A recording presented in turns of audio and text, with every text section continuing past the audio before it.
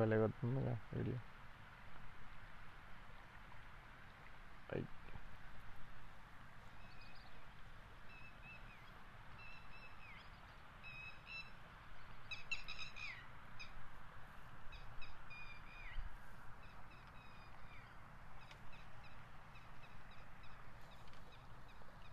మంచిగా చిన్న చిన్నగా పోయి ఒకటి పెద్ద రావాలి, పెద్ద చేప పడాలి అన్నమాట.